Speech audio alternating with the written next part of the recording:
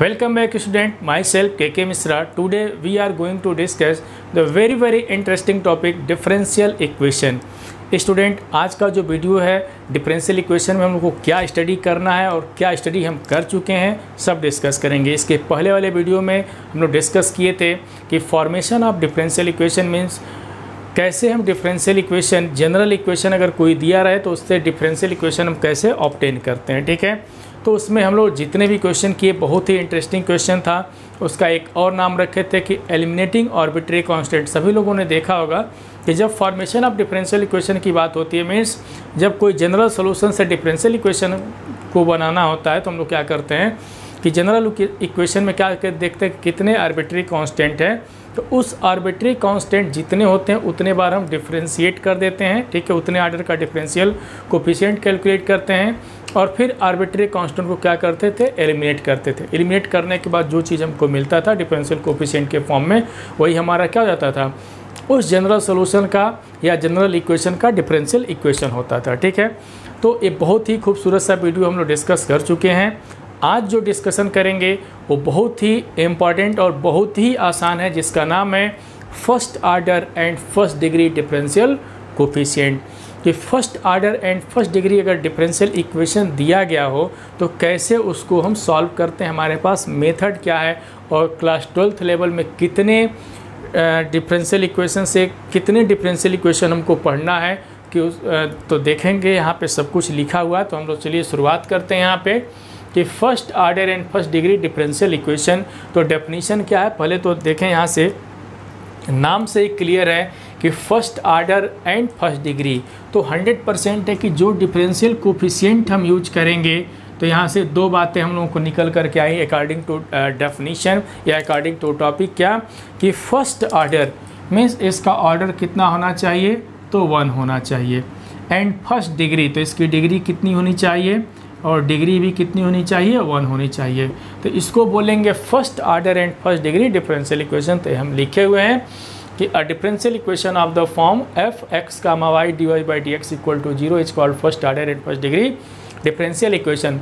X क्या है, independent variable, Y क्या है, dependent variable and D Y by D X का मतलब differential coefficient of differential coefficient of dependent variable with respect to independent variable. ठीक है, क्या बोले हैं कि differential coefficient of dependent variable with respect to independent variable और उसका डिग्री और आर्डर कितना होना चाहिए, 1 होना चाहिए। तो ऐसे इक्वेशन को क्या बोलते हैं, first order and first degree differential equation बोलते हैं। ठीक है, अब जैसे अगर एग्जाम्पल की हम बात कर देते हैं तो चलिए एक सिंपल से एग्जाम्पल की अगर हम बात कर देते हैं तो मान लें कि D Y by D x plus Y equal to मान लें एक्स मान लिए। ठीक है, तो ये क्या हो गया, first order and first degree differential equation की बातें यहाँ पे हम लोग किए हुए हैं। ठीक है, अब देखें, अब यहाँ पे बस कुल मिला के इतना समझें सभी लोग कि जो डिफरेंशियल कोफिशिएंट होगा वो फर्स्ट आर्डर और फर्स्ट डिग्री का ही होना चाहिए। ठीक है, मीन्स उसका आर्डर भी 1 होना चाहिए और डिग्री भी 1 ही होना चाहिए। और 12th लेवल में इतना ही हमको पढ़ना ही है। सेकंड आर्डर का डिफरेंशियल कोफिशिएंट की कोई चर्चा ही हम नहीं करेंगे। ठीक है, हाँ, अगर जिसको ज़रूरत होगा कमेंट करके हमको बता देगा कि फर्स्ट सेकंड आर्डर का डिफरेंशियल कोफिशिएंट, सेकंड आर्डर का अगर कोई भी डिफरेंशियल इक्वेशन दिया गया हो तो कैसे उसको हम सॉल्व करते हैं हम उसको बता देंगे। ठीक है, उसके लिए अलग वीडियो बना देंगे हम। ठीक है, तो देखें इसका मेथड क्या है, means method of solving first order and first degree differential equation कितने तरीके से इसको सॉल्व करते हैं, तो किस तरीके से होना चाहिए फॉर्मेशन इसका। तो देखें यहाँ पे लिखा गया है मेथड, तो कौन कौन से फॉर्म का होता है यहाँ पे। तो देखें फर्स्ट जो फॉर्म है तो differential equation of the form D Y by D x equal to F X. Means अगर इस टाइप का अगर डिफरेंशियल इक्वेशन दिखाई दे तो उसका सॉल्व करने का तरीका क्या है। ठीक है, हम लोग डिस्कस करेंगे। फिर differential equation of the form D Y by D x equal to F Y, अगर इस टाइप का अगर कहीं डिफरेंशियल इक्वेशन दिखाई देता है तो उसको सॉल्व करने का तरीका क्या है, मेथड मीन्स वही हम लोग डिस्कस करेंगे। नेक्स्ट है कि यहाँ पे differential equation with variable separable, बहुत ही इंपॉर्टेंट चीज़ है कि differential equation with variable separable कि अगर इसमें इसका मतलब क्या होता है हम लोग एक एक चीज़ों को डिस्कस करेंगे, सबका मीनिंग भी बताएंगे। ठीक है, नेक्स्ट है यहाँ पे समझेंगे कि differential equation reducible two variable separable, अगर जिसको वेरिएबल सेपरेबल समझ में आ जाएगा उसी से तब उसको हम रिड्यूसिबल भी पढ़ाएंगे, ठीक है। इसके बाद homogeneous differential equation and linear differential equation. तो होमोजीनियस डिफरेंशियल इक्वेशन क्या होता है एंड लीनियर डिफरेंशियल इक्वेशन क्या होता है, सब चीज़ हम लोगों को डिस्कशन करेंगे। मीन्स यहाँ पे जो 12th लेवल में जो भी डिस्कस करना सिर्फ इतने ही को डिस्कशन करना है, इससे हमको ज़्यादा कुछ भी डिस्कशन करने की ज़रूरत नहीं है। यही हमारा सिलेबस इतना ही है हम लोगों को, चाहे वो CBSE बोर्ड की बात हो, ICSE हो या UP बोर्ड की बातें हो, कोई भी बोर्ड अगर हो, तो बेसिकली हम UP CBSE और SEC की ही बातें करते हैं, ठीक है। तो इतने चीज़ों को हम लोग को क्या करना है, डिस्कशन करना, जिसमें ये जो लास्ट 2 है means homogeneous differential equation and linear differential equation है वेरी वेरी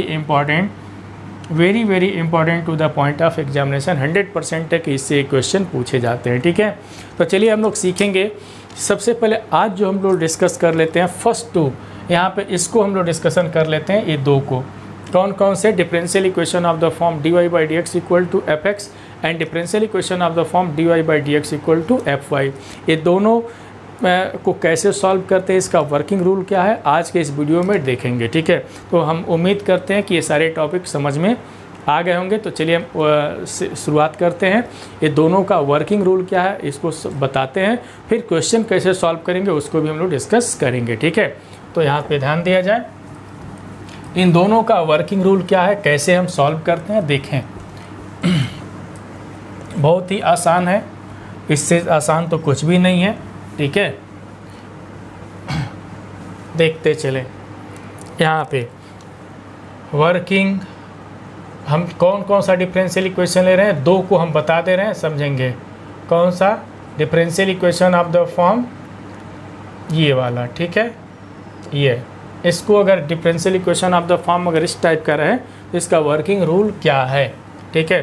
तो थोड़ा और अच्छे से हम लोग लिख लें इस तरीके से, differential equation of the form कैसा रहे, समझेंगे यहाँ पे कि dy/dx इक्वल टू fx रहे तो हम कैसे सॉल्व करते। देखिए बहुत ईजी कॉन्सेप्ट है हम लोगों का, कॉन्सेप्ट क्या, बहुत ही ईजी कॉन्सेप्ट है।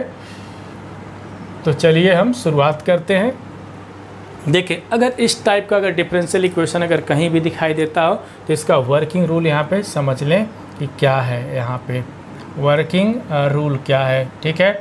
तो क्या करेंगे देखेंगे, dy/dx इक्वल टू अगर fx लिखा रहे तो समझेंगे कि fx जिस साइड में रहेगा उधर dx को भेज देंगे, ठीक है। मीन्स fx के साइड में dx होना चाहिए। तो क्या लिखेंगे यहाँ पे, dy equal to fx dx, ठीक है। dy equal to fx dx ऐसे भेज देंगे, समझेंगे कि जहाँ जिधर जिस साइड में fx रहेगा dx उधर जाएगा। ये बात गांठ बांध लेंगे, इसकी खास बात यही है कि जिस साइड में fx रहेगा मीन्स x का फंक्शन जिधर रहेगा उधर dx पे हम भेज देंगे, ठीक है। तो इस टाइप का मिलेगा। अब इसको क्या करेंगे, इंटीग्रेट कर देंगे। तो ऑन इंटीग्रेटिंग, अब यहाँ पे इंटीग्रेट करेंगे, ठीक है। तो जब ऐसे लिखेंगे integral dy equal to integral fx dx, आप प्लस कांस्टेंट ऑफ इंटीग्रेशन क्या लगा देंगे, c। तो इसका कितना हो जाएगा, y इक्वल टू कितना, fx dx plus constant of integration c, ठीक है। अब इसको हम जो भी आएगा इंटीग्रेट कर देंगे, ये हमारा वर्किंग रूल है। अब देखें सेकेंड का भी वर्किंग रूल बता देते हैं। सेकेंड क्या था, तो डिफरेंशियल, यहाँ पे क्या था, यहाँ पे समझेंगे कि differential equation of the form dy/dx equal to कितना था, fy था, ठीक है। तो इसको कैसे सॉल्व करें, एकदम इजी कॉन्सेप्ट है, इससे इजी तो कुछ भी नहीं होगा। देखें इसका वर्किंग रूल समझें कि क्या है, इसका जितना भी हम लोग डिस्कशन करेंगे सबका पहले वर्किंग रूल हम बताएंगे, ठीक है। अब देखें इसका वर्किंग रूल क्या है, पहले तो लिखें यहाँ पे क्या लिखा गया है, dy/dx इक्वल टू fy। तो देखें अभी बोले हैं उसमें कि जिधर fx होगा उधर हमारा dx होगा, इस बात को गांठ बांधेंगे। अब देखें, अब इसमें y हो गया ना यहाँ पे, तो जिधर dy होगा उधर y भी होना चाहिए। मीन्स y का फंक्शन dy के साथ और x का फंक्शन dx के साथ, इतनी बातें को समझ लें, ठीक है। तब अब y dy इधर है तो y को इधर लाएं, तो क्या लिखेंगे यहाँ पर, ऐसे समझ लें कि 1/fy और dy इक्वल टू कितना हो जाएगा dx। ये बात समझ में आया होगा। देखें dy के साथ fy इधर रख दिए, अब इसको हम क्या करेंगे, इंटीग्रेट कर देंगे, ठीक है। तो ऑन इंटीग्रेटिंग क्या लिखेंगे, ऑन इंटीग्रेटिंग, तो कितना हो जाएगा integral 1/fy dy equal to कितना हो जाएगा dx plus constant of integration c, ठीक है। चाहे c इधर ऐड करें या उधर ऐड करें, ठीक है। या ऐसे लिख सकते हैं integral 1/fy dy equal to dx का x हो जाएगा प्लस कॉन्स्टेंट ऑफ इंटीग्रेशन कितना हो जाएगा c हो जाएगा। तो ये हमारा वर्किंग रूल है। तो देखें स्टूडेंट, हम फिर 100% यही करेंगे कि जो भी हम बताएंगे, जो भी उसमें 5 इसमें 5 और 6 जो भी डिस्कशन करना है उसमें, तो उसमें सबको हम बताएंगे। एक एक वीडियो को ध्यान से देखेंगे। जैसे अब यहाँ पे हम लोग क्या डिस्कस किए कि डिफरेंशियल इक्वेशन इस फॉर्म का हो या इस फॉर्म का, तो कैसे सॉल्व करेंगे। तो वर्किंग रूल यहाँ पे देखें ना, हम बताए सबका वर्किंग रूल। यदि मेरे वर्किंग रूल को समझ गए तो क्वेश्चन को तो ऐसे मसल देंगे सभी लोग, ठीक है। तो देखें इसमें खास बातें क्या थी, इससे जुड़ी बातें क्या है कि देखें यहाँ पे समझ लें कि देखेंगे इसके पहले वाले वीडियो में क्या देखें कि अगर हम जनरल इक्वेशन से डिफरेंशियल इक्वेशन अगर फॉर्म करना होता था, डिफरेंशियल इक्वेशन बनाना होता था, तो क्या करते थे, ध्यान देंगे, डिफरेंशिएट करते थे। क्या करते थे, डिफरेंशिएट करते थे, इन्हें डिफरेंशिएट करते थे।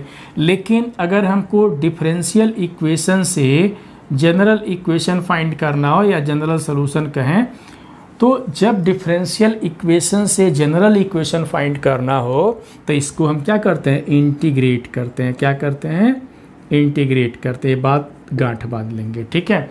एक बार और सुन लें कि जनरल इक्वेशन से डिफरेंशियल इक्वेशन बनाते समय डिफरेंशिएट करते हैं, ठीक है। एंड डिफरेंशियल इक्वेशन से जनरल इक्वेशन फाइंड करने के लिए इंटीग्रेट करते हैं। देखें ना, इंटीग्रेट करते हैं, इस बात को गांठ बांध लेंगे। इसीलिए वर्किंग रूल पहले ही बता दिए हैं कि कैसे हम कैलकुलेट कर, देखें ना, इंटीग्रेट किए हैं। ये डिफरेंशियल इक्वेशन से क्या करना है, जनरल इक्वेशन कैलकुलेट करना है, तो हम क्या किए हैं, इंटीग्रेट किए। देखें ना यहाँ पे इंटीग्रेट करने के बाद जनरल जो भी आएगा, इंटीग्रेशन के बाद जो भी आएगा, where C is arbitrary constant या कांस्टेंट ऑफ इंटीग्रेशन कर सकते हैं।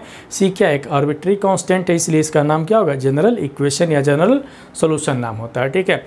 अब इस पे हम क्वेश्चन कैसे सॉल्व करेंगे उसको हम लोग डिस्कस करते हैं। तो चलिए हमारे पास तो कुछ सिंपल क्वेश्चन है, शुरुआत करते हैं। क्योंकि आज की इस वीडियो में दो चीज़ों को हम लोग को डिस्कस कर ही लेना है, differential equation of the form dy by D x equal to F X and differential equation of the form dy by D x equal to F Y, and working rule हम बता दिए। चलिए अब question की शुरुआत करते हैं। Simple question हम लोग देखेंगे यहाँ पे, ठीक है।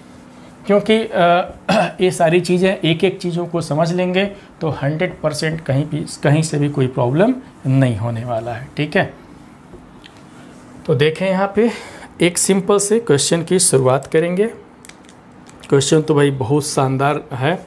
देखें क्वेश्चन क्या है, इवैल्यूएट करके आएगा या सॉल्व करके आएगा। क्वेश्चन हमारा एक क्वेश्चन सिंपल सा लिख रहे हैं कि सॉल्व x + 2, ठीक है, dy by D x equal to X square plus 4x minus 9, और कंडीशन दिया गया है x is not equal to -2। हमारा पर्पज़ क्या है कि फाइंड यहाँ पे जनरल सॉल्यूशन है ना, जनरल सॉल्यूशन फाइंड करना है। डिफरेंशियल इक्वेशन दिया गया है, चेक कर लें कि ये फर्स्ट ऑर्डर और फर्स्ट डिग्री का है कि नहीं। देखें है ना, यहाँ पे दिखाई दे रहा है। तो हमारा वर्किंग रूल क्या था, किस तरीके से सोचेंगे, तो देखें यहाँ पे पहले तो dy by D x equal to लिख दें, कितना हो जाएगा X square plus 4x minus 9 upon कितना लिख देंगे हम लोग, x + 2 लिख देंगे, ठीक है। कितना लिख दिए, x + 2 लिख दिए।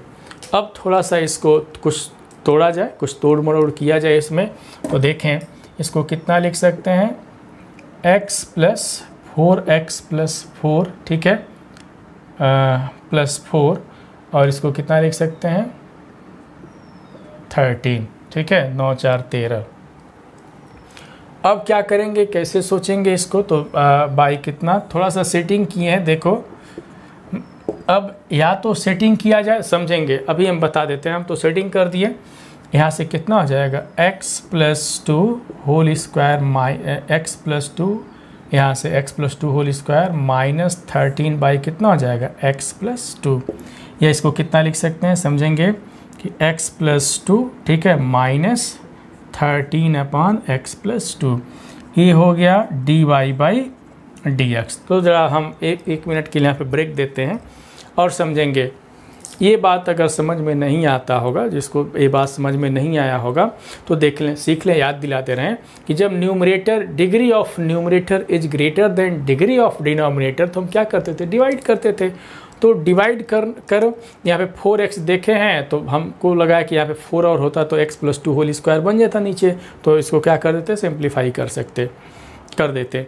लेकिन ये बात जिसको समझ में नहीं आया हो कि क्यों ऐसा किया, तो ऐसे कर लो, क्या दिक्कत है, हमको तो दिक्कत नहीं है, ऐसे कर लिया जाए, डिवाइड कर लें, क्योंकि डिग्री की बातें आ गई ना, numerator, degree of numerator is greater than degree of denominator, तो हम डिवाइड करेंगे, ठीक है। तो यहाँ पे x तो कितना हो जाएगा, x² + 2x, कितना हो गया, कैंसिल, तो ये देखें 2x -9, तो यहाँ से 2 तो +2, तो देखेंगे तो +2 से कितना होगा, 2 2 जा 4, फिर sign change, minus minus cancel, तो -13 हो गया, ठीक है। तो इन्हें लिखा, क्या लिखते हैं, x+2 -13/x+2, तो यही ना आ गया, और सेम चीज़ आया कि नहीं। तो अपना तरीका है, जैसे चाहें जैसे कर लें। अब देखें, अब यहाँ पे देखें तो dy/dx = fx के फॉर्म का आ गया, क्या आ गया, dy/dx = fx। तो हम क्या बताएं कि जिधर x रहेगा उधर हम dx भी रखेंगे। तो चलिए यहाँ से हम क्या रखेंगे, यहाँ पे तो dy, यहाँ से तो हमको क्या मिल जाएगा, dy = x+2 -13/x+2, इधर कितना लिख देंगे हम लोग, dx लिख देंगे। देखें ना कि जिधर x था उधर dx आ गया। अब इसको क्या करेंगे, इंटीग्रेट कर दिया जाए, तो यहाँ से ऑन इंटीग्रेटिंग, तो समझेंगे यहाँ पे ऑन इंटीग्रेटिंग वी गेट, तो इंटीग्रेट कर दिया जाए तो इंटीग्रल dy = इंटीग्रल कितना लिखेंगे, x+2 -13/x+2, ठीक है, x+2 इधर क्या लिख देंगे, dx, अब plus constant of integration c, और यहाँ पे देखें dy है तो इसका तो y हो जाएगा इंटीग्रल। अब यहाँ पे देखें, यहाँ पे x का कितना हो जाएगा, तो x² / 2, इधर 2 है तो कितना हो जाएगा, 2x -13। अब देखें इंटीग्रेशन, तो हम यही उम्मीद करेंगे कि सभी लोग 100% सीख लिए हैं। अब हम यहाँ पे कहें कि ये कहाँ पे जाएगा, किस तरीके से जाएगा, तो ये तो मेरा कहना बिल्कुल उचित नहीं है भैया। इतने सारे इंटीग्रेशन पढ़ लिए हम लोग, ये कैलकुलस का लास्ट पोर्शन पढ़ रहे हैं, लास्ट चीज़ें पढ़ रहे हैं, डिफरेंशियल इक्वेशन की बातें कर रहे हैं, तो हम तो यही उम्मीद करेंगे कि सब कुछ समझ में आया होगा। वैसे एक बार देख भी सकते हैं कि यहाँ पे x+2 किस फॉर्म का है, तो ax + b के फॉर्म का है, 1/ax + b dx, तो इसका कितना होता है, 1/a log कितना लिखते हैं, ax + b। 1/ लीनियर अगर रहेगा तो किस में जाएगा, लॉग में जाएगा, याद रखें। 1/ लीनियर फॉर्म में रहेगा तो हमेशा किस में जाता है, लॉग में जाता है। तो लीनियर फॉर्म में तो इसका कितना हो जाएगा, log x+2 plus constant of integration c, ठीक है। तो चाहें तो इसको और हम लोग सॉल्व कर सकते हैं, नहीं तो ला कर के यहीं पे छोड़ दें। अगर इसको और सॉल्व करना हो तो कितना लिखेंगे, x², तो चले यहाँ पे ऐसे लिख सकते हैं कि x² + 2 2 जा 4x और -26, और कितना हो जाएगा, log x+2 plus constant of integration c। इस तरीके से भी कर सकते हैं, नहीं तो ऊपर वाला, ठीक है। अब सभी लोग कहेंगे कि अरे भैया ये तो 2c यहाँ पे होता, हम तो कह रहे हैं कि c ही लिख दें, तो क्या दिक्कत है। c क्या है, कांस्टेंट है, और 2 से जब मल्टीप्लाई करेंगे, किसी भी कांस्टेंट में जब कांस्टेंट से मल्टीप्लाई करेंगे तो रिजल्ट क्या आएगा, कांस्टेंट ही ना आएगा, तो वहाँ पे हम c लिख दिए, ठीक है। तो इस तरीके से चाहिए आंसर या ये आंसर, कोई प्रॉब्लम नहीं होगा। अब देखें यहाँ पे ये क्या था, कितने आर्डर का था, तो फर्स्ट आर्डर का था। तो यहाँ पे कितने आर्बिट्री कांस्टेंट आए, एक ही आया कि नहीं आया, c एक ही आ गया। वर्सेज आर्बिट्री कांस्टेंट, या इसको बोलते हैं कांस्टेंट ऑफ इंटीग्रेशन। ठीक है, तो एक ही ना कांस्टेंट आया, तो इस सॉल्यूशन को जो सॉल्यूशन हमको मिला वो क्या मिला, कौन सा सॉल्यूशन हुआ, जनरल सॉल्यूशन इसको बोलेंगे। क्या बोलेंगे, जनरल सॉल्यूशन बोलेंगे। तो कितना सिंपल तरीके से एक क्वेश्चन हम लोग सॉल्व किए कि ठीक है। तो और हम लोग क्वेश्चन सॉल्व करते हैं, इसके बाद जरा देखें एक आध क्वेश्चन और हम लोग डिस्कस करते हैं, क्योंकि आज के इस वीडियो में हम लोग को दोनों ही पढ़ लेना है। ठीक है, बहुत बड़ा वीडियो तो नहीं होगा, बहुत सिंपल सा 2-4-5 क्वेश्चन में ही हो जाएगा। ठीक है, तो देखेंगे एक क्वेश्चन हम लोग और डिस्कशन करेंगे यहाँ पे। बहुत ही खूबसूरत सा क्वेश्चन है ये भी। देखें एक क्वेश्चन और है कि सॉल्व, देखेंगे क्या लिखा गया है कि dy/dx equal to sine cube x into cos square x plus x into e power x। अब देखें इसको करना है, तो ये हम नहीं कह सकते कि जो हम डिफरेंशियल इक्वेशन पढ़ रहे हैं इसमें कुछ सिंपल ही सिंपल आए क्वेश्चन, कुछ भी आ सकता है। जितना भी हम लोग पढ़े ना इनडेफिनिट वो या डेफिनिट में, हम यहाँ पे बेसिकली इनडेफिनिट की ही बात करेंगे। ठीक है, क्योंकि लिमिट यहाँ पे तो दिया नहीं है। अगर हम डेफिनिट कह भी दिए, ठीक है, डेफिनिट कह दिए तो सिर्फ उसके इंटीग्रेंट पार्ट को हम लोग देखें। लिमिट की बातें तो यहाँ पे हम नहीं करेंगे, क्योंकि लिमिट का कॉन्सेप्ट इसमें आएगा ही नहीं।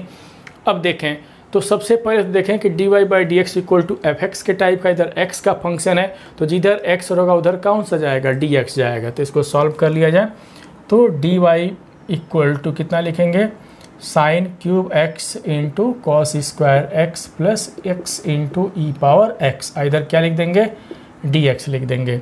अब इसको हम इंटीग्रेट कर देते हैं, तो क्या लिखेंगे यहाँ पे, ऑन इंटीग्रेटिंग।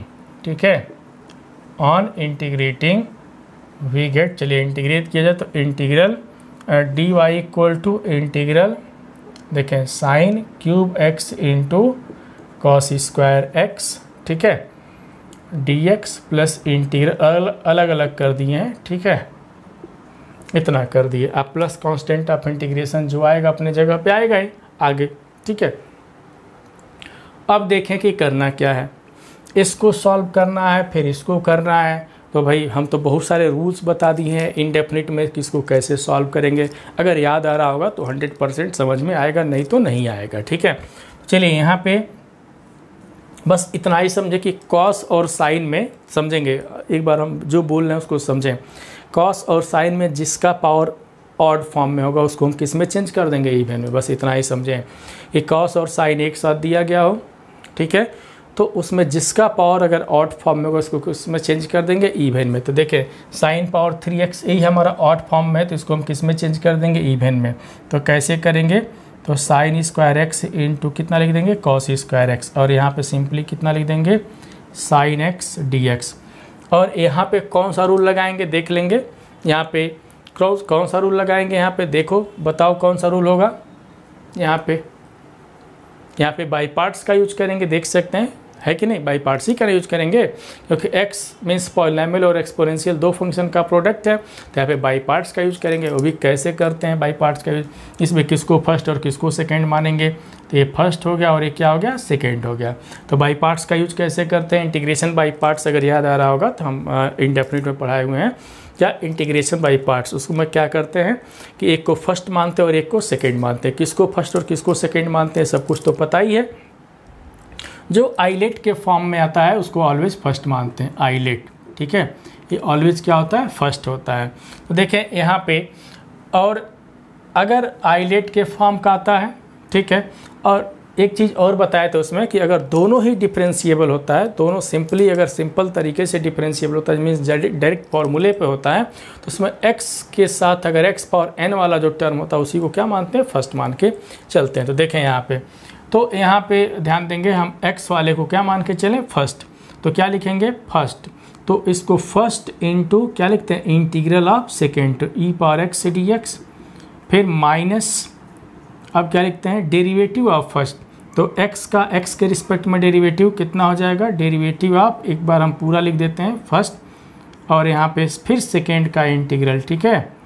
ये बात हम लोग लिखते हैं, याद आ रहा होगा, ठीक है। इतना डिटेल सब में हमको नहीं करना है, अब देखें यहाँ पे क्या करेंगे, किस तरीके से तोड़ेंगे। हम तो कह दिए कि ऑड को इवन में तोड़ दो, अब आगे की बात भी तो सोचना है। इसको चलिए इसको हम चेंज करते हैं कॉस में। किस में चेंज करते हैं? कॉस में। तो 1 माइनस कॉस स्क्वायर एक्स, और ये कितना है? कॉस स्क्वायर एक्स है ही है, हाँ, इंटू ये कितना है? साइन एक्स डी एक्स है। ठीक है, तो इस तरीके से हम लोग चेंज कर दिए,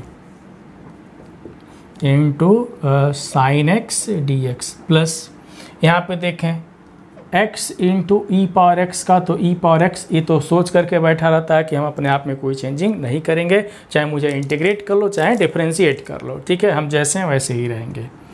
इंटीग्रल ये तो 1 हो जाएगा, ई पावर एक्स का भैया फिर वही आएगा ई पावर एक्स। ठीक है, अब देखो इसके बाद क्या करना है, यहाँ पे समझें कि अब यहाँ पे अगर cos x को t मान लेते थे फिर मिल जाएगा हमको, तो पुट यहाँ पे समझेंगे कुछ भी आ सकता है। Put cos x equal to t, differentiate कर दो तो इसका डिफ्रेंशिएशन कितना हो जाएगा cos x का।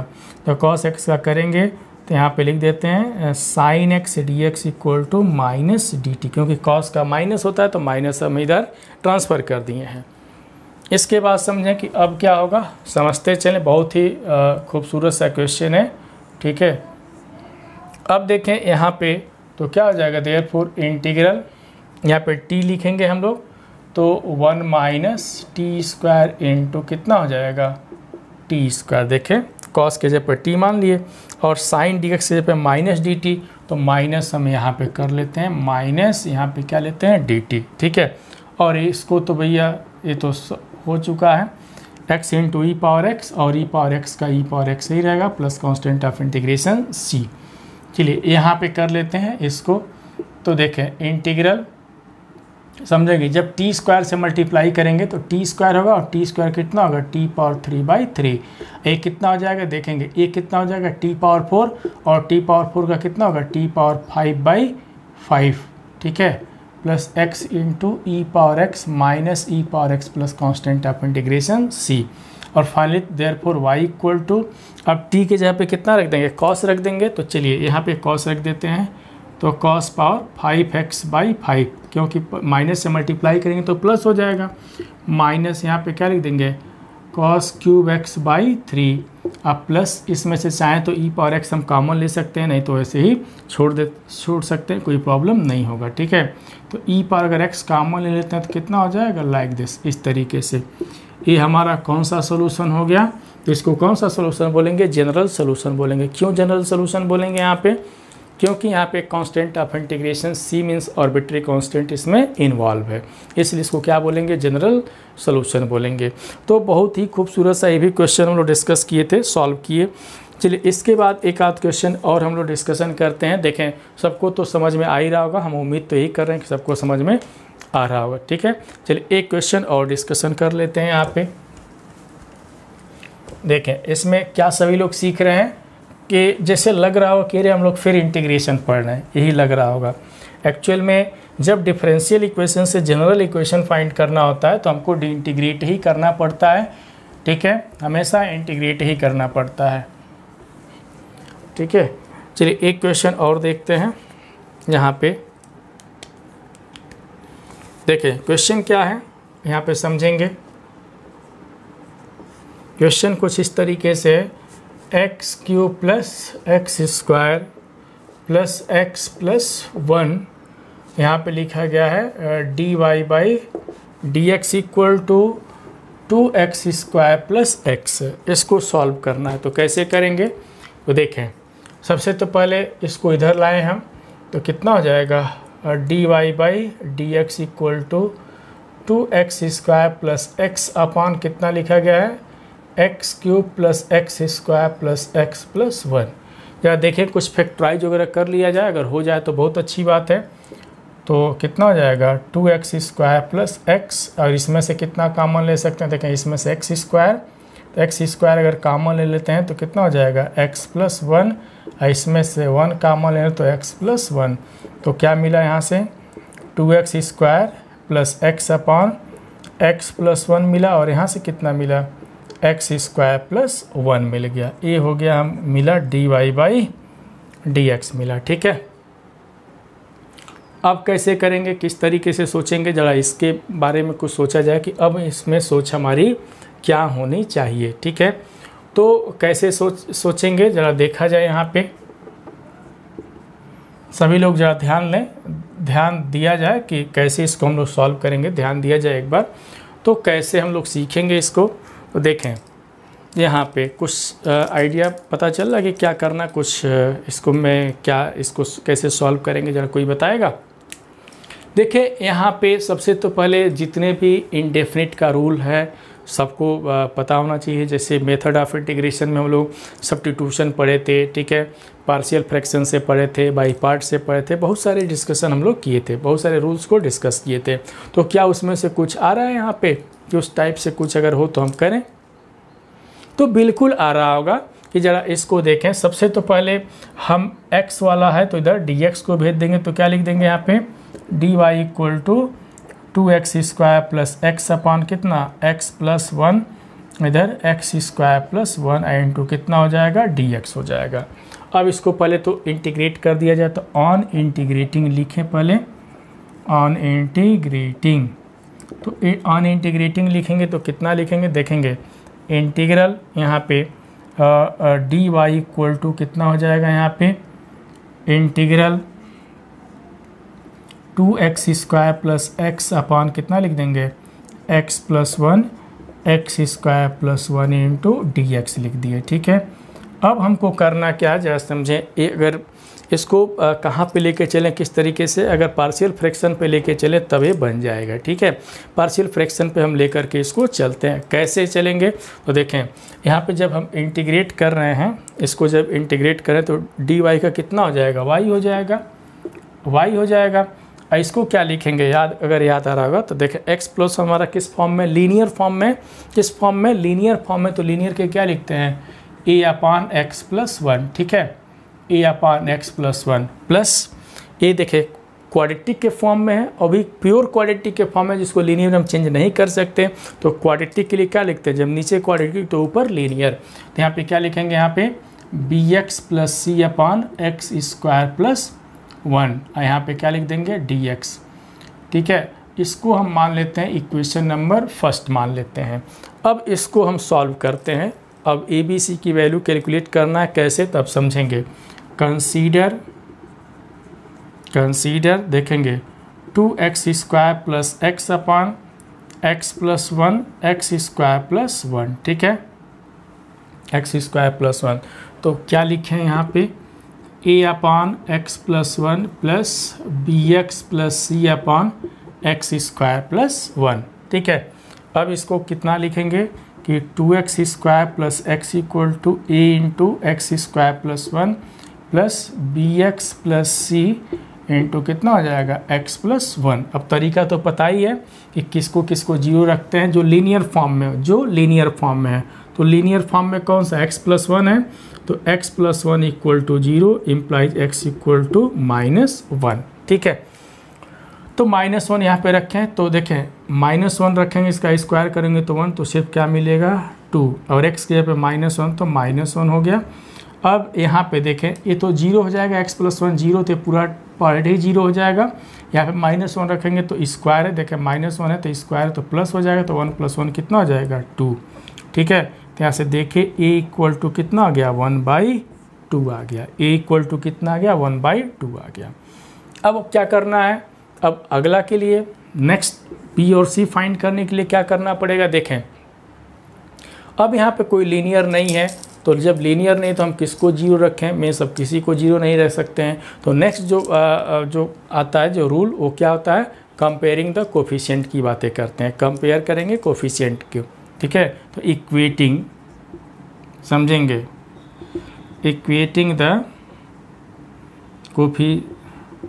इक्वेटिंग द कोफिशिएंट ऑफ, क्या लिखेंगे यहाँ पे, like power of x, equating the coefficient of like power of x from both side. ठीक है, फ्रॉम ऐसे पूरा फ्रॉम बोथ साइड, तो कैसे देखो यहाँ पे समझेंगे, फ्रॉम बोथ साइड है। ठीक है,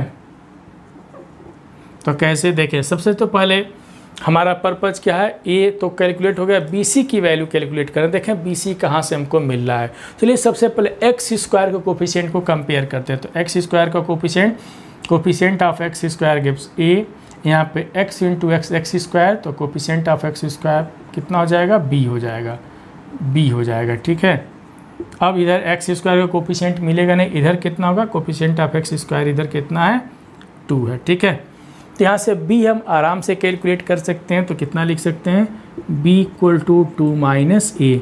तो b इक्वल टू 2 माइनस ए के जगह पे कितना रखेंगे, 1/2। तो देख सकते हैं a हो गया 3/2। तो b इक्वल टू कितना मिला, 3/2 मिला। ठीक है, ये b इक्वल टू तो 3/2 मिल गया, b भी हम कैलकुलेट कर लिए। अब चाहिए c, तो c कैसे कैलकुलेट करेंगे, इसी में c को सीखा जाए कि कैसे c कैलकुलेट करेंगे। देखें कुछ और इसमें से देखें कुछ कांस्टेंट वाले को यहाँ पे इक्वेट करते हैं। देखें कांस्टेंट को इक्वेट करते हैं, यहाँ पे 1 है तो a से मल्टीप्लाई करेंगे तो a मिल जाएगा। कांस्टेंट की बातें की हैं, अब कांस्टेंट कहाँ से मिलेगा। देखें b के साथ तो कोई कांस्टेंट मिलना नहीं है, क्योंकि x का मल्टीप्लाई तो एक्स स्क्वायर, इधर x। इसमें b के साथ, b के कोफिशिएंट में b के साथ कोई कांस्टेंट नहीं है, c के साथ जरूर आएगा। देखें c का मल्टीप्लाई अगर 1 में करते हैं तो ओनली c मिलेगा। तो अगला कांस्टेंट कितना होगा, +c। इधर देखें कांस्टेंट कुछ भी नहीं है, तो कांस्टेंट जब नहीं है, एब्सेंट है, तो मीन्स कितना है, 0 है। तो यहाँ से c इक्वल टू कितना हो जाएगा, -a, या c इक्वल टू -1/2। ठीक है, तो c इक्वल टू -1/2। अब हम क्या करेंगे, ए बी सी की वैल्यू कैलकुलेट कर दिए। अब ये वैल्यू कहाँ पे रखेंगे, इक्वेशन नंबर फर्स्ट रख करके उसको क्या कर देंगे, इंटीग्रेट कर देंगे, वही हमारा रिजल्ट हो जाएगा। ठीक है, तो अब इसको कैसे सॉल्व करेंगे, यहाँ पे समझें कि अब हमको थोड़ा सा चाहिए जगह, तो इसको क्या करेंगे, सभी लोग नोट करते चलेंगे। ठीक है, मेरे साथ हर वीडियो में अंत तक बने रहिए, बहुत ही जॉयफुल वीडियो होगा, बहुत ही मज़ा आएगा। ठीक है, तो चलिए यहाँ पे इसको हम मिटा देते हैं और इसके बाद का सॉल्यूशन देखते हैं कि कैसे करेंगे। यहाँ पे देखें, अब यहाँ पे putting these values in first, तो देखें तो फ्रॉम फर्स्ट तो कितना हो जाएगा, y equal to integral a के जगह पे क्या रखेंगे, 1/2। ठीक है, a के जगह पे क्या रखेंगे, 1/2 इंटीग्रल 1/x + 1 dx, और b के जगह पे क्या रखेंगे, देख रहे हैं ना, 3/2 रखेंगे। तो +3/2 इंटीग्रल x अपान कितना हो जाएगा, x² + 1 dx। c के जगह पे कितना रखेंगे, -1/2, तो -1/2 देखें ना, और इंटीग्रल कितना हो जाएगा, 1/x² + 1 dx हो गया। ठीक है, अब देखें तो अब बहुत ही सिंपल से है, तो y इक्वल टू, ये तो लॉग में चला जाएगा, तो 1/2 लॉग कितना हो जाएगा, x + 1। और थोड़ा सा बुद्धि का इस्तेमाल करें, हम बहुत बार बता चुके हैं कि अगर नीचे x² तो ऊपर 2x होना चाहिए, क्योंकि नीचे का डेरिवेटिव ऊपर होना चाहिए। तो x² का डेरिवेटिव 2x होगा, लेकिन यहाँ पे कितना x, तो 2 से मल्टीप्लाई कर दें तो फिर डिवाइड करना पड़ेगा। ठीक है, तो लाइक दिस, इस तरीके से करें, या सब्स्टिट्यूशन का हेल्प ले लें, x² इक्वल टू मान के चलें। तो जैसे इच्छा, फ्री है। ठीक है, फ्री है, क्योंकि हम तो उम्मीद यही करेंगे कि इंटीग्रेशन हम लोग पढ़ चुके हैं इंडेफिनिट, तो ये सारे क्वेश्चन कर सकते हैं। ठीक है, हाँ, जो लोग को नहीं आ रहा है, मेरे जो यहाँ पे जो इंडेफिनिट इंटीग्रल जाएंगे और सब कुछ पढ़ लेंगे, प्लेलिस्ट में सारे वीडियो पढ़े हुए हैं। ठीक है, अब देखें यहाँ पे इसका तो tan के फॉर्म में आ जाएगा, तो 1/2 कितना हो जाएगा, tan इनवर्स x हो जाएगा। ठीक है, tan इनवर्स x हो जाएगा। अब देखें यहाँ से, तो y equal to 1/2 log x + 1 + 3/4, ये भी log में ही आएगा, क्योंकि नीचे का डेरिवेटिव ऊपर है तो log में आता है। तो log x², ये भी हम लोग डिस्कस कर चुके हैं, कितना हो जाएगा, x² + 1। ठीक है, और -1/2, ये कितना हो जाएगा, tan inverse x + constant of integration c। ठीक है, तो चाहें तो हमारा यही आंसर हो जाएगा। ठीक है, और नहीं तो LCM लेकर कुछ करना चाहते हो तो कर सकते हैं, नहीं तो यहीं पे लाके छोड़ दें, ज़्यादा कलाकारी करने की ज़रूरत नहीं है। This is required general solution. तो कैसा लगा ये क्वेश्चन, कैसे इसको सॉल्व किए सब कुछ हमको बताते रहेंगे सभी लोग, ठीक है। और फिर एक बार अपनी बात दोहरा रहे हैं कि जिनको प्रॉब्लम हो रहा है इंटीग्रेशन में वो कहाँ पे जाएंगे, प्लेलिस्ट में जाएं और इंटीग्रेशन जो इंडेफिनिट इंटीग्रल के जितने ही वीडियो हैं सारे वीडियो को एक एक करके देखें, 100% सबको समझ में आ जाएगा, ठीक है। इसके बाद हम एक आध क्वेश्चन और भी डिस्कस करते हैं, तो इसको करते चलें, ठीक है। बहुत ही इंटरेस्टिंग क्वेश्चन था, बहुत ही खूबसूरत सा ये क्वेश्चन था। चलिए इसके बाद एक क्वेश्चन और हम दिखाते हैं कि कैसे सॉल्व करेंगे, ठीक है। तो इसको मिटा देते हैं।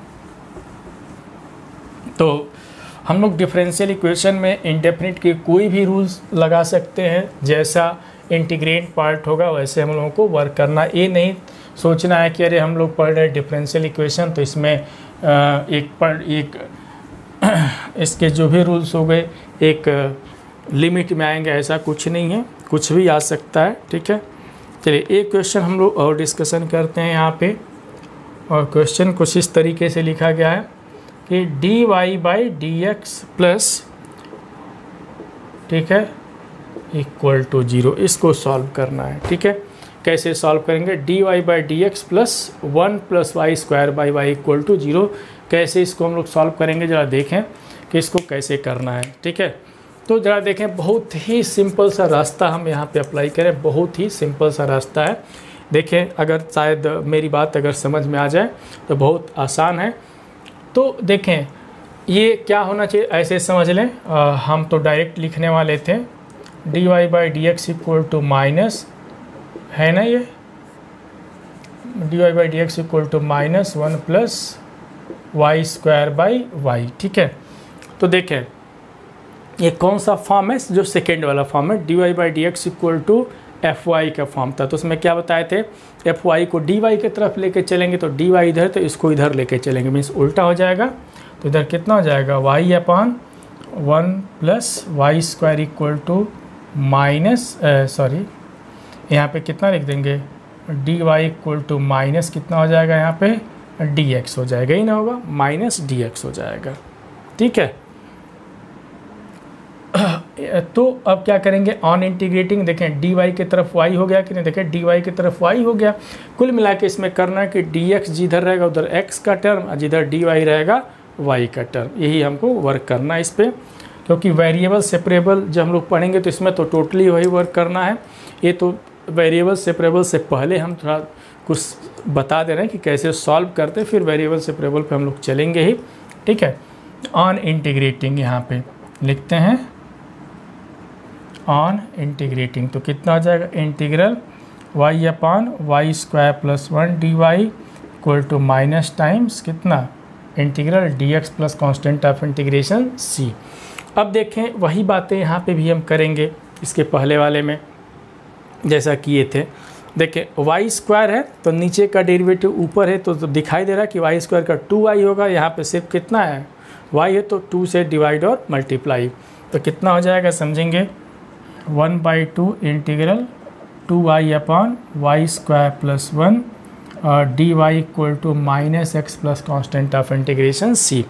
एक बार और सुन लें, या तो सब्स्टिट्यूशन का हेल्प ले लें, y² + 1 को t मान लें और इसको सॉल्व करें, नहीं तो अगर इतना सब कुछ सीख लिए हैं तो अगर y² + 1 को डिफ्रेंशिएट कर दें तो 2y आता, और ऊपर y है तो 2 नहीं है तो 2 से मल्टीप्लाई, तो 2 से मल्टीप्लाई तो डिवाइड। अब देखें नीचे वाले का डेरिवेटिव ऊपर दिया गया, तो जब नीचे का डेरिवेटिव ऊपर दिया गया तो सबको पता है क्या करते हैं, लॉग लेते हैं, क्या करते हैं, लॉग लेते हैं। तो 1/2 और लॉग कितना हो जाएगा, y² + 1 इधर -x plus constant of integration c, चाहे तो 2 से इसमें मल्टीप्लाई कर सकते हैं, ठीक है।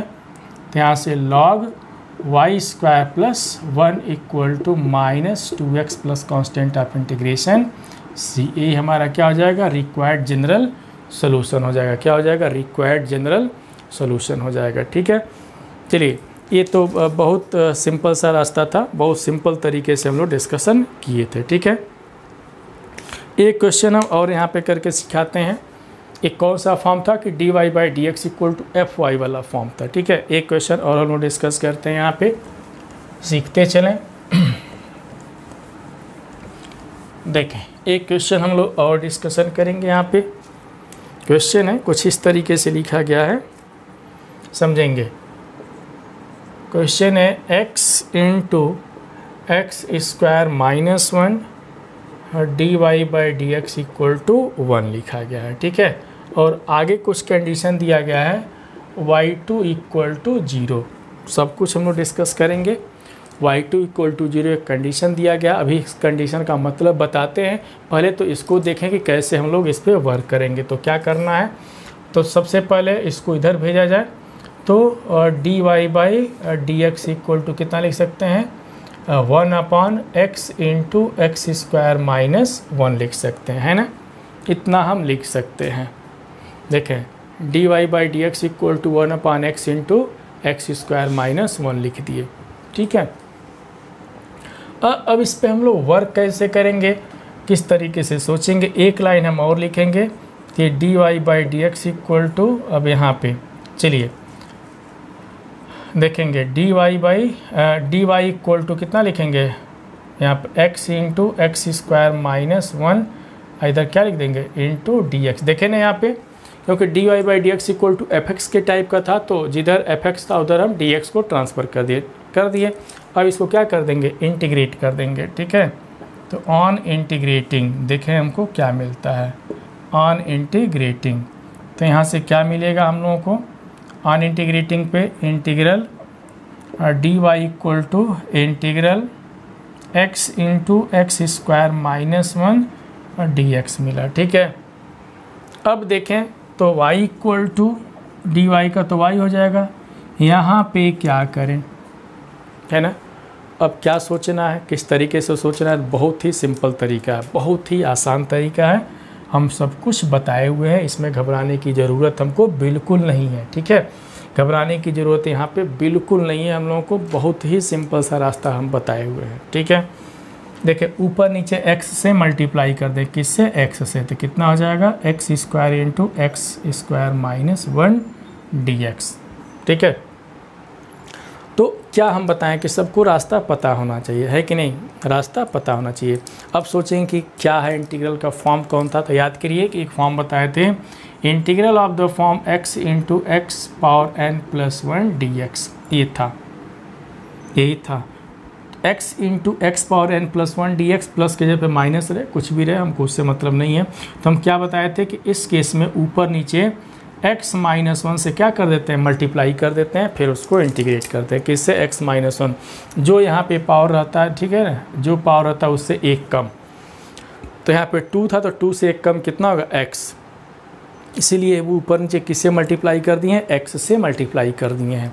अब इसमें क्या करना है, किस तरीके से सोचना है, समझें। सब्स्टिट्यूशन का हेल्प लेंगे यहाँ पे, तो यहाँ पे पुट समझेंगे x square equal to t, तो कितना हो जाएगा 2x dx equal to d t, means x dx equal to 1/2 dt। तो कितना हो जाएगा, y इक्वल टू इंटीग्रल 1/2 बाहर ले लेते हैं, ऊपर कितना मिलेगा dt अपॉन टी माइनस 1, यही नहीं मिलेगा, देख सकते हैं, ठीक है। अब तो सिंपल हो गया, इसमें तो अब दम है ही नहीं है, तो 1/2 समझेंगे, 1/2 इंटीग्रल, इसको तोड़ दिया जाए तो कितना लिखेंगे 1 अपॉन टी, ठीक है, माइनस 1 अपॉन इसको तोड़ते हैं तो 1 अपॉन टी माइनस 1, ठीक है, माइनस 1/t, तोड़ करके देख सकते हैं, इतना ही हमको मिलेगा। इसको सॉल्व कर लें, देखें सॉल्व कर सकते हैं। अगर इसको सॉल्व करें तो इधर कितना आ जाएगा t माइनस टी प्लस 1, तो minus T plus T cancel, तो 1 अपॉन इतना मिल गया कि नहीं मिल गया। तो इसको बहुत ही सिंपल तरीके से हम लोग ब्रेक कर दिए, ठीक है। तो अब क्या करेंगे, कैसे सोचेंगे ये बात, हाँ, यहाँ पे किस तरीके से इस पे वर्क किया जाए, हमको वर्क कैसे करना है, ये बहुत ही हमारे लिए इम्पॉर्टेंट चीज़ है। जिसको ये बात समझ में नहीं आया होगा कि कैसे किए हैं, तो 1 अपॉन टी माइनस 1 है, तो इस अपने मन से इसमें क्या किए हैं, टी को ऐड और टी को सब्ट्रैक्ट, टी को ऐड और टी को क्या किए हैं, सब्ट्रैक्ट। देखें टी को ऐड और टी को सब्ट्रैक्ट किए हैं, I1 है ये, बाकी अपना काम कर सकते हैं, ठीक है। ये हम लोग डिस्कस किए हुए हैं। फिर हम एक बार कहेंगे कि जिसको ये बातें समझ में नहीं आता है वो मेरे वीडियो को ज़रूर देखें, ठीक है। जो नए हैं वो तो देखें, जो पुराने हैं जरा अपने पे तरस खाएं कि हम लोग कुछ भी अभी तक पढ़े नहीं। अब देखें यहाँ पे कैसे वर्क करेंगे। देखें ये तो बहुत सिंपल सा है, 1/2 ये तो लॉग के फॉर्म में आ जाएगा। तो लॉग कितना हो जाएगा यहाँ पे t माइनस 1, माइनस ये भी लॉग के फॉर्म में आ जाएगा, तो लॉग कितना हो जाएगा t हो जाएगा। ठीक है, अब plus constant of integration c। फिर इसको थोड़ा सा हम तोड़ दें तो लॉग इसको कितना लिख सकते हैं t माइनस 1 अपॉन कितना t plus constant of integration c। तो 1/2 और लॉग, अब t के जगह पे क्या रख देंगे, देखें t की जगह पे कितना रखेंगे x स्क्वायर रख देंगे। कितना है x square minus 1 upon x square. ठीक है, और plus constant of integration c। तो ये तो हुआ हमारा जनरल सोल्यूशन। अभी तक तो हम जनरल सोल्यूशन कैलकुलेट कर लिए कि this is required general solution, क्योंकि यहाँ पे आर्बिट्री कांस्टेंट आया था। लेकिन सॉरी, यहाँ पे क्या दिया गया है समझें। यहाँ पे जो दिया गया है लिख रहा है कि y2 इक्वल टू 0। यहाँ पे क्या लिखा गया है देखें, since y2 equal to 0 means what, y2 equal to 0 means what. इसका मतलब है, समझेंगे, इसका मीनिंग है कि when x equal to 2 then y equal to 0। देखेंगे यही ना फंक्शन लिखा जाता है भाई, y is a function of x। ठीक है, या y इक्वल टू जब fx लिखा है तो y किसका फंक्शन होता है, x का, तो yx इक्वल टू fx भी लिख सकते हैं। तो जब x की वैल्यू 2 है तो y की वैल्यू कितना है, 0 है। इसका मतलब यही समझना है, जब x की वैल्यू यहाँ पे 2 है, यहाँ पे x की वैल्यू 2 है तो y की वैल्यू कितना है, 0 है। हमको यही समझना है। मीन्स यह इनिशियल कंडीशन दिया गया, क्या दिया गया है, इनिशियल कंडीशन दिया गया है। मीन्स जब इनिशियल दिया गया, इनिशियली जो कंडीशन दिया गया इनिशियल कंडीशन, इसके हेल्प से क्या करना है, पर्टिकुलर सोल्यूशन निकालना है। ठीक है, तो ज़रा 2 मिनट नोट करते चलें, ज़रा पानी पी लेते हैं, गर्मी है थोड़ा सा। चलिए नोट भी कर लें।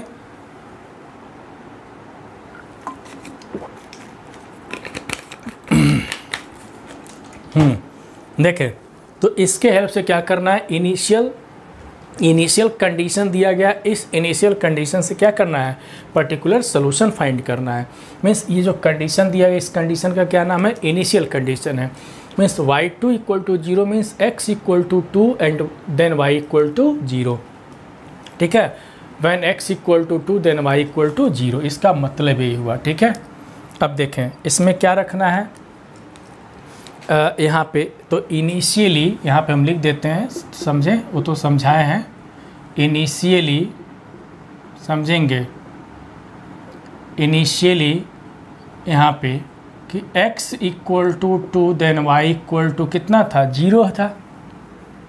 ये बात को हम रखते हैं, y के जगह पे कितना रख देंगे हम लोग, 0, 1/2 और लॉग x के जगह पे क्या रखेंगे, 2। देखिए 2 का स्क्वायर हो जाएगा, 2 का स्क्वायर 4 माइनस 1 कितना हो जाएगा, 3/4 प्लस c। ठीक है, तो c की वैल्यू यहाँ से कैलकुलेट कर लिया जाए, c की वैल्यू कितनी हो जाएगी, this is equal to c equal to minus 1/2 log कितना हो जाएगा, 3/4 हो जाएगा। ठीक है, इस बात को यहाँ पे हम लोग रख लेंगे, यहीं पे रखेंगे c के जगह पे।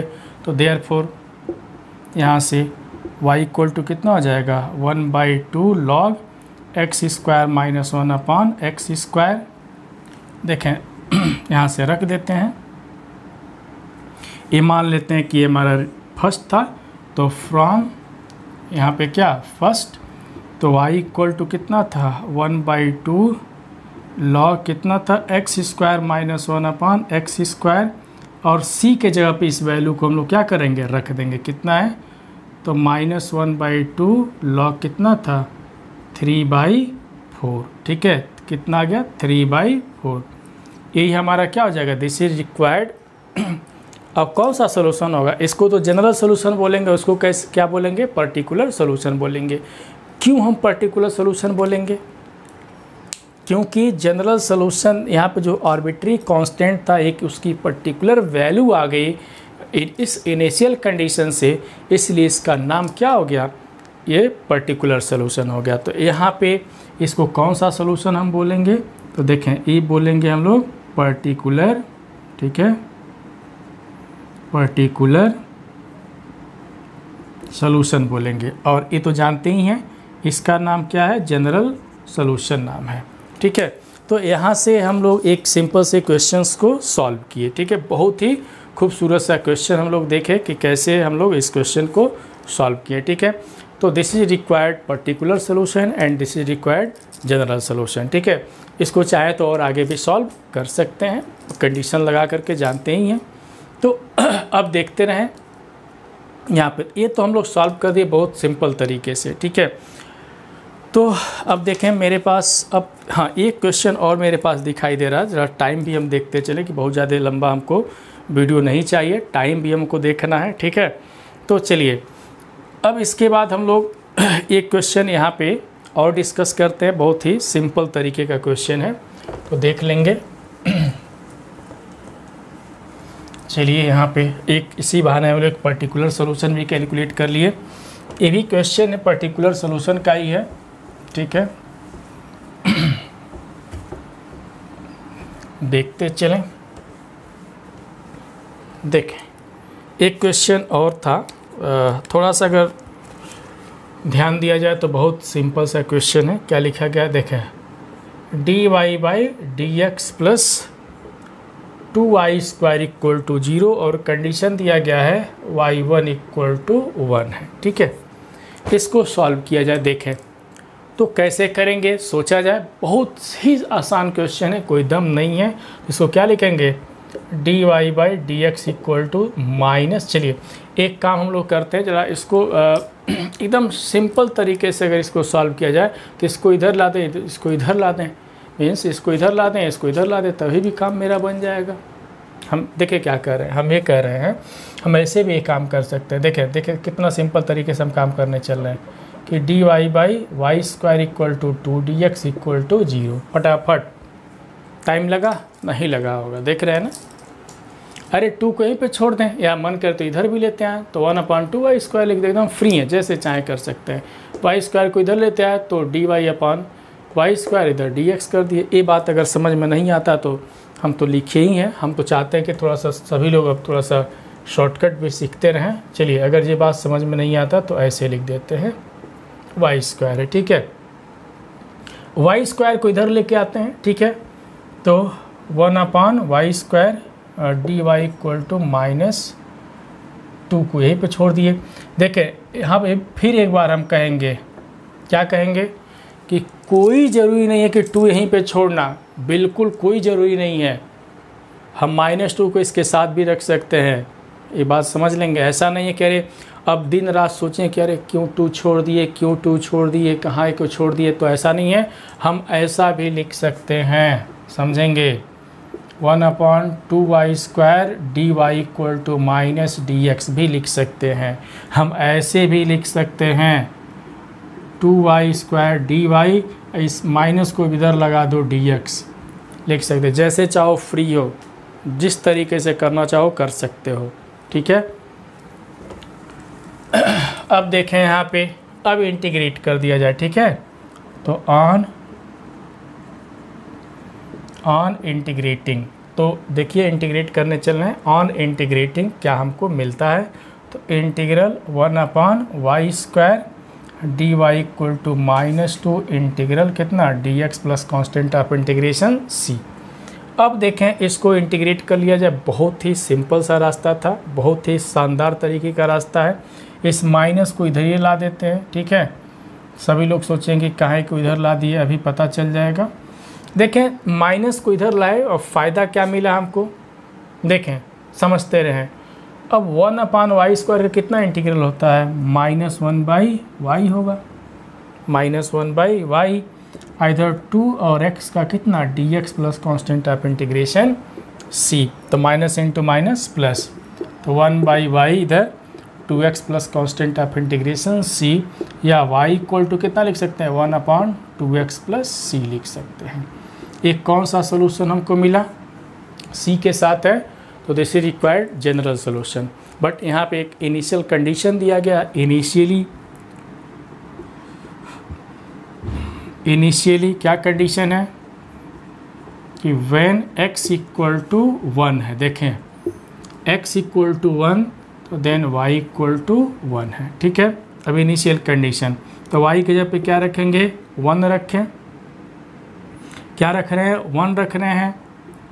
अब देखें x की जगह पे भी 1 रखेंगे तो 2, और चलिए यहाँ से ऊपर यहीं से रख देते हैं, अगर y के जगह पे 1 रखेंगे तो 1, यहाँ पे भी 1 रखेंगे तो 2 प्लस c, तो यहाँ से इम्प्लाई c इक्वल टू कितना मिल गया, देखें c इक्वल टू देखें कि 1 माइनस 2 दैट इज़ -1 हमको मिला, देख सकते हैं c की वैल्यू, तो यहीं पर रख दो, तो therefore y equal to 1/2x minus c के जगह पे कितना रख दिए, 1 रख दिए। देखेंगे यहाँ पे समझेंगे भाई, इनिशियल कंडीशन चाहे यहाँ से निकाले, इनिशियली सी की वैल्यू यहाँ से कैलकुलेट करें, सी की वैल्यू यहाँ से कैलकुलेट करते इधर उधर करना पड़ता है, पहले से इधर उधर है तो यहाँ से सॉल्व करना सी आसान है, सी की वैल्यू निकाले इसमें रख दिए, तो क्या y इक्वल टू 1 कितना हो गया 2x minus 1, this is required particular solution. ये पर्टिकुलर सोल्यूशन है एंड ये क्या है, जनरल सोल्यूशन है, ठीक है। इसको क्या बोलेंगे हम लोग, जनरल इक्वेशन या जनरल सोल्यूशन बोलेंगे, और ये क्या है, पर्टिकुलर सोल्यूशन है, ठीक है। यहाँ पे इसको क्या बोलेंगे हम लोग, यहाँ से पर्टिकुलर सोल्यूशन बोलेंगे, ठीक है। तो पर्टिकुलर सोल्यूशन में देखें कि आर्बिट्री कांस्टेंट को हम इनिशियल कंडीशन से कैलकुलेट कर लिए, किससे, जनरल सोल्यूशन में जो आर्बिट्री कांस्टेंट था इनिशियल कंडीशन से कैलकुलेट करके क्या कर लिए, पर्टिकुलर सोल्यूशन फाइंड कर लिए। तो क्या देखें कि पर्टिकुलर सोल्यूशन में आर्बिट्री कांस्टेंट नहीं है, जनरल सोल्यूशन में आर्बिट्री कांस्टेंट है, ठीक है। तो इतने सारे वीडियो हम लोग इतने सारे क्वेश्चंस हम लोग डिस्कस किए इस वीडियो में, तो हम तो यही उम्मीद करेंगे कि ये जो जितने भी क्वेश्चन हम लोग डिस्कस किए कि दो फॉर्म को लेकर के चले हैं, dy/dx equal to fx and dy/dx equal to fy, और कैसे इसको हम लोग सॉल्व किए हम लोग सब सीखे।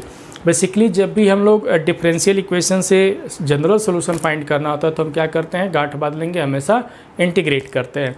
जब फॉर्मेशन ऑफ डिफरेंशियल इक्वेशन की बात आती है तो जब भी हम जनरल इक्वेशन से डिफरेंशियल इक्वेशन की बात करते हैं तो हमेशा क्या करते हैं, डिफरेंशिएट करते हैं।